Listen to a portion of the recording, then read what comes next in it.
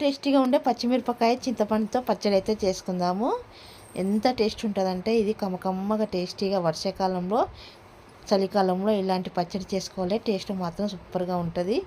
చల్లదనానికి ఇలా పచ్చళ్ళు తింటే వేడి వేడి అన్నంలో చాలా బాగుంటుంది.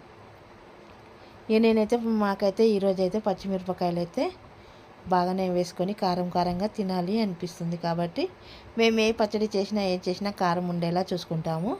అట్లా ఉంటేనే మాకు ఇష్టంగా తినబుద్ధి అవుతుంది.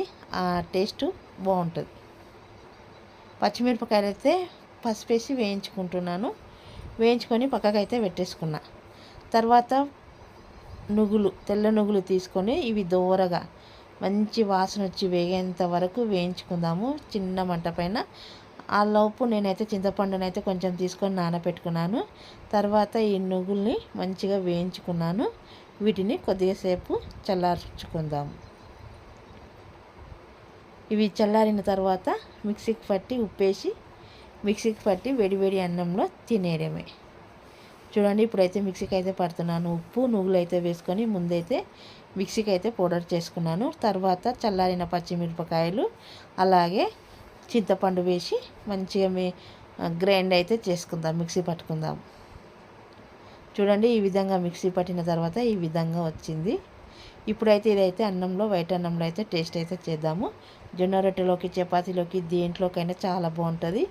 చూడండి, ఇప్పుడైతే వేడన్నము వేసుకొని కొంచెం అయితే టేస్ట్ అయితే చేస్తున్నాను. నువ్వుల పచ్చడి అయితే కమ్మగా టేస్టీగా కమ్మటి వాసన వచ్చేస్తుంది.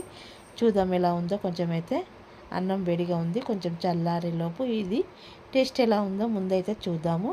టేస్ట్ మాత్రం నువ్వుల పచ్చడి అయితే సూపర్ అంటే సూపర్ అయింది. అసలు స్పైసీగా ఎంత సూపర్గా ఉందో. ఇంకేముంది, అన్నంలో మంచిగా కలుపుకొని తినేద్దాం.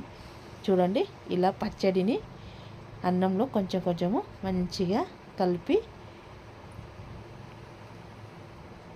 వేడిగా ఉంది.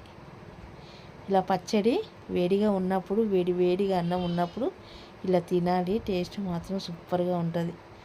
ముద్ద కట్టనికి కూడా కొంచెం వేడిగా ఉంది. చూడండి, ఇక పచ్చడిని అయితే ఇలా ముద్దలు కట్టుకొని నేనైతే ఇష్టంగా ఇలా తినడం అంటే నాకైతే చాలా ఇష్టం.